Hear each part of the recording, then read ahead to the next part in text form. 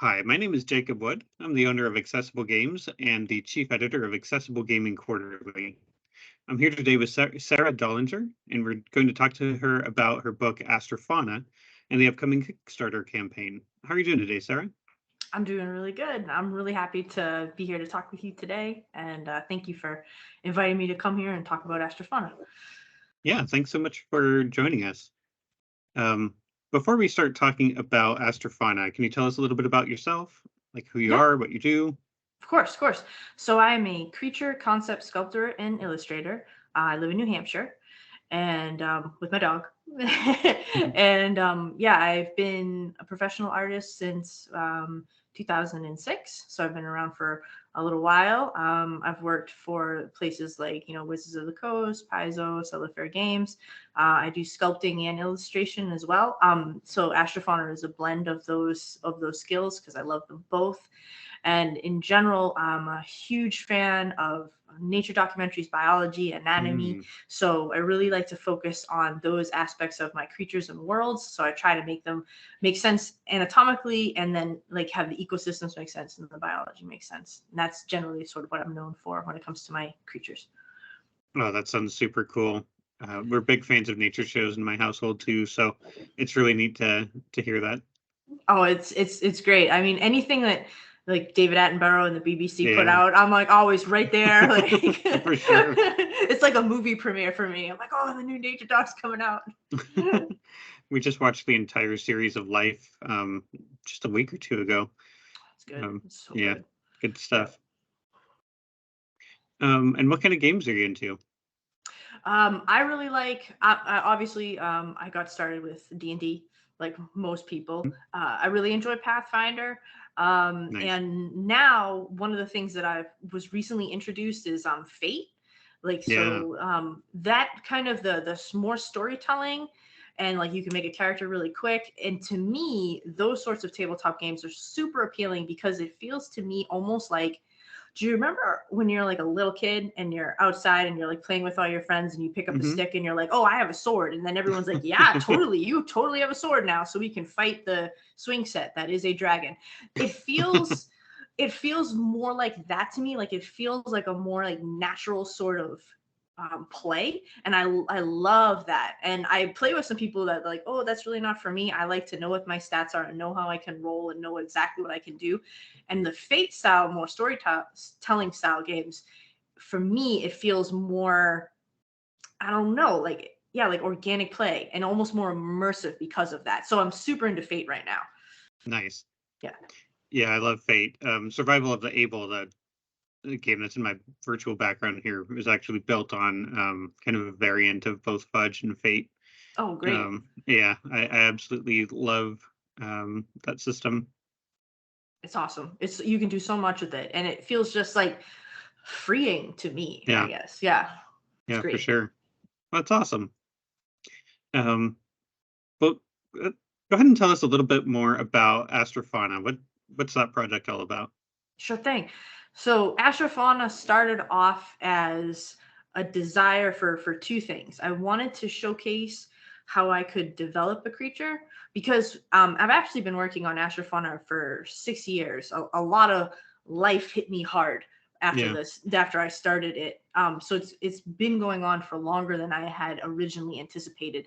And in the beginning, when I started, it was designed essentially to be kind of a slightly fancier than normal creature design portfolio. And because it took a long time to develop, and then like I started to like add in elements of story and do more world building and stuff like that. But originally it was supposed to be a quick and dirty thing that took me like 1 year to do. That was a creature design portfolio. But because it ended up taking longer, and because I realized that people in general were identifying more with my works that I included stories with them as well, I thought, oh, I have to do the story elements for these creatures Mm, now. And if you're doing the story elements for those creatures, well, then of course you're getting into world building, and then right. then that turned out to be super fun. So now I'm like connecting them all in together, and so it started off as a fancy creature design portfolio, ended up as a book that has like 5 worlds that follow 5 protagonists, and then the short story, and then all the creatures they encounter on that unique world. And that's what it ended up with. It mutated Wow. over time. As things tend to do. Right, That's right. awesome. So is it built in one system, or is it more systemless? It's systemless right now. So the book itself originally, like I said, started off as like an art book, but because I work for gaming clients and I'm in that community, and Gen Con is like my best con. It's like I love going there and talking Yeah. to all the gamers and stuff. I had essentially what is like a lore book, and I Mhm. was like, how can I help people bring Astra Fauna into their campaign? So there's no official TTRPG for it yet. However, that's I think my next step. So right now it's basically you get like I said, every chapter is like a new world, and you get kind of like an intro to that world and an intro to the people who are on that world. And then additionally, I'm giving system neutral stat blocks for everything you encounter there. Mhm. So and hopefully, if we're lucky, the stretch goals will be kind of like little one shots that you can run in there, which will Mhm. be systemless. So I'm starting to create elements that you can sort of pull Astra Fauna into your current campaigns, or get teleported to a place, do a little one shot, and come back to your current campaign, little side questy thing. And then the next step, will like the next book is probably going to be the official role playing guide. Cool. Yeah. Yeah, that sounds awesome. Um, so you said that you've been working on the game for a number of years now. What got you started with the project? So I think the main thing that got me started on the project, like I said, was my desire to show that I could make some creatures. And then after that, it became like super obvious that people kind of wanted to hear the stories behind the creatures. Mhm. And it was almost like it was getting feedback from people. And I saw that there was like a desire and a need that people had to learn more. And so I was like, oh, well, I can just tell you. So that's it. That's how it started. Cool. What really excites you about it? I think the thing that excites me about it the most, and this is funny because, like I said, originally I was like, it's all art, it's all creatures. I think I wrote some stories that are going to really, um, like I think they're gonna be like it's like gonna touch some people. Like they're gonna be like, Mhm. oh, that character is me. And one of the reasons I think I did that is I stopped being afraid to talk about the parts of myself which are, I guess, more like vulnerable. Yeah. So every time you write a character, and I kind of believe this is like true of all people, they're sort of little mirrors of yourself. Like Mhm. either it's like, this character is sort of the embodiment of this aspect of me, or maybe it's the opposite of this aspect of me, or a blend of the two. So with all my main characters, a lot of the times, I have one character that it was like light and fluffy and it's like a space adventure. And then after that, like I have the character that like you're not going to be able to really tell based on the story. But it was my dog passed away from cancer while I was making the book. Mm. So I have a character who has a little bit of sadness about them. And it Yeah. was through writing that story that I dealt with the grief of my dog passing away. And I don't think anyone is going to be able to tell, but that was sort of the thing. So when other people have read it, I don't know, it's like they pick up on that little residue there, I Mhm. suppose, of that little piece of me left behind. And all the stories, not all the stories are sad. That's just an instance. Like, but there's a very genuine little nugget that's at the core of each story that I think people are going to really enjoy. That's awesome. I agree. I think when you put a little bit of yourself into your work, people do pick up on it, even if it's not really obvious. And you can really tell, I think, when an author does that. So I think that's awesome. I think I wrote some and I reread them in a few people, and I think like I'm just like that one's gonna be good for people. So I hope it comes out good. Nice. Yeah. So what have you found difficult or frustrating about the process? I think the thing is it was just life this time around. Normally when I make a book project or a big project, it's it hasn't been too hard for me, but this one it started off, obviously my dog passed away, then we had the pandemic and I moved my house, and it's just like it seemed like everything was conspiring against this book not being made. So and in general, I mean, I've been making art for like almost 20 years now professionally, and it just sort of didn't happen this way. It just sort of felt like it was like a million things getting through. It was like just getting punched Yeah. over and over and over again. And then I've been, I guess, blessed that my life hasn't been that before. But this time it was like trying to climb up mountain with this book. Yeah. So maybe it's just the timing was a little bit hard. But yeah, that was the most difficult thing. For sure. Yeah. Well, with all of that difficulty, what's something that you've learned along the way? Oh man. So I've learned, well, this is like, I guess, very superficial. I've learned a ton more about animals. but um but I guess the other things that I have learned along the way, um this is something that I find is very unique, is I have been very lone wolfy when Mhm. it comes to making my stuff. And I find that the more I ask for help or bring people in or anything, as long as you're doing it with the right group of people with the right intentions, it is a lot better. Like for a Mhm. long time, I had a hard time with that trust. And Yeah. now I'm starting to look into like, oh, maybe I can collaborate with this person and that person. And I still am quite choosy, but I do find that if you find your people in general, your life is better. And Mhm. that's been on, I guess the book did take 6 years. So that wasn't like a thing that I did over a day. That's like been an Yeah. ongoing learning thing that I've encountered. Yeah. That definitely resonates with me. I had the same experience with Survival of the Able, actually. I ran my first failed Kickstarter with it because I did like everything on my own. Hmm. And it wasn't until I teamed up with somebody and like really got a group together to revamp it and come at it again that we were successful. That's Um, awesome. so that totally, I feel that. Yeah. And I think that's That awesome that you're learning I'm that so too. glad that your group worked out too. That's awesome. That's really good news. Yeah, thank you. Yeah. Um, so before we started this interview, you and I had a chance to connect a little bit and talk about accessibility. Hmm. Um, what does accessibility mean to you, and especially as it relates to tabletop games? Sure thing. So I guess my first intro to accessibility is my fiance is very, very colorblind.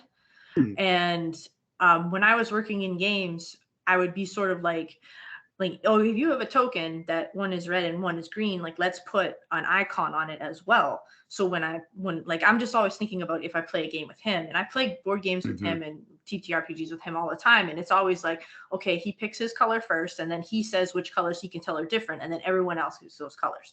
And I'm like, it would Hmm. be so much easier if we just had like a diamond, a little circle, a little square, like in the corner of each thing, so you could just see easily and you didn't Yeah. have to be worrying about colors. And there's like some games that he can't play at all because there's like quick color matching or something that he like can't Hmm. do. So that was my first intro to the need for accessibility in games, just as a concept. Like pretty much all games need that. Yeah. And then when I started to make my book, because initially my book was solely an art book, I didn't think about accessibility sort of at all, because I was like, well, it's an art book, you know.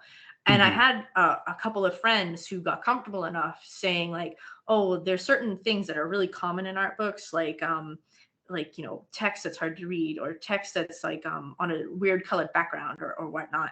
And they're like, and I can't enjoy art books because this is like a really common thing to happen in art books. Hmm. And I was already like halfway through my book at this point, so I was like, oof, I don't know how I can it, but it bothered me because I was Hmm. like, but I want my friends, because I care about my friends, to be able to enjoy this art book, which I've been making for years. Yeah. So what is to be done here? And I did rework a number of images, and for the ones that I couldn't rework, it kind of like that again it still bothered me. So I came up with the idea of releasing a transcript for the entire book, and Hmm. like even the little image descriptions and everything. So if you come across a page and you're like, this page isn't working for me, you have the transcript right there. And then personally, I have a little oh my god, I call it my robot. It was my text to speech reader that I Oh yeah. use all the time, and I just absolutely love using that thing to like get through. So I have something that you can just plug into that and it'll read to you. But then that got me thinking, oh, wouldn't an audiobook be lovely to enjoy as well? And I'm super excited. I had a friend who had a friend, and they said, let's show us the book. and they love the book. And so we're getting like a audiobook made by like 8 different voice actors. Oh, wow. And they were like so all on board. And so then I was talking to my other friends again, and I'm like, would an audiobook with like music and sound effects and all that stuff be cool? And it was a real split. Like half the people were like, oh, that'd be great. And half the people were like, oh, that would be super distracting for me. So I talked to the voice actors again, and I was like, how hard would it be to just strip out the music and the sound effects? And they were like, oh, no trouble at all. We'll just send you 2 copies, one with all the bells and whistles and one more pared down. So we're going to have the transcripts and the audiobooks. And I figured that's a pretty good, they'll pretty much cover it. So everyone will be able to enjoy the stories, especially because I do think the stories have a good amount of meaning to them. And then you'll get, so everyone in my book is like a scientist. So they have like little field notes about all the creatures. So you get all that as well. Oh, wow. Yeah. So I'm excited about all that too. And because I'm going towards this is going to be a whole world that you could role play in, and we're started pulling in elements and stuff like that.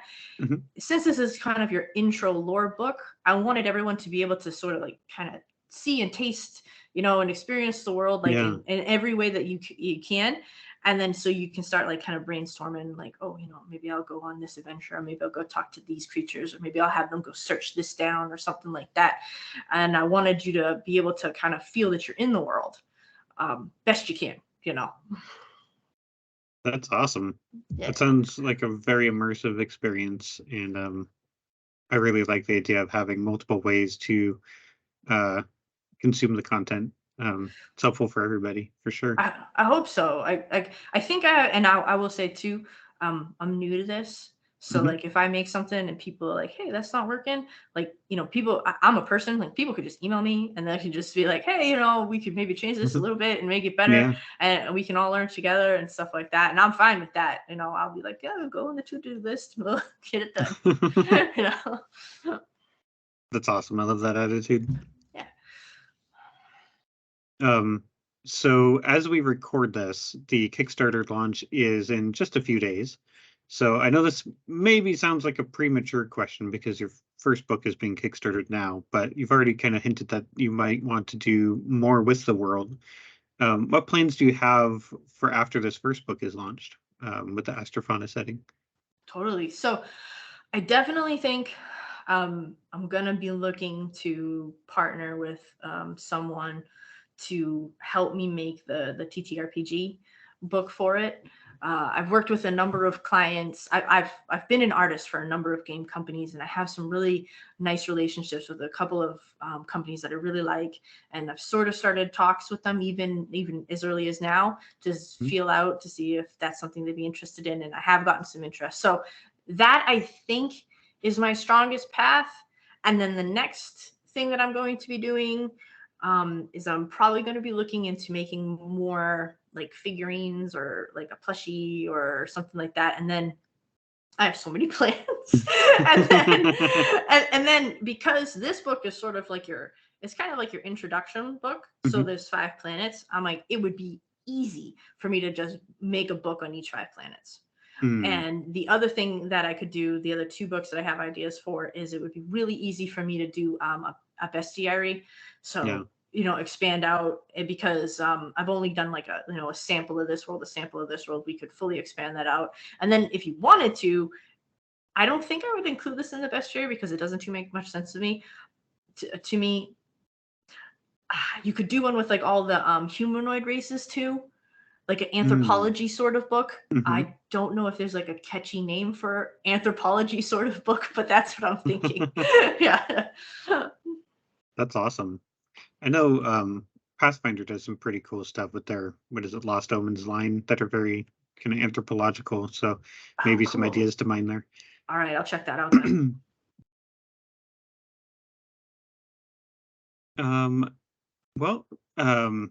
Before we kind of wrap up, were there any other things that you wanted to touch base on that we haven't talked about yet? Yeah, I think that was pretty thorough, honestly. I think that was pretty much it. So anyways, just thank you so much for having me. And like I said earlier, I'm a person. Feel free to email me. We can chat. If there's anything that you need or anything that you would like to see, and I'll implement it if I can. And yeah, just hoping to just get as many people involved as possible, really. Cool. Yeah. So with that in mind, how can people find you online? For sure. So the easiest way is just astrafauna.com. So ASTRAFAUNA.com. And there's like a big button right there that's that'll take you to the Kickstarter. It goes live. It's like huge on the top.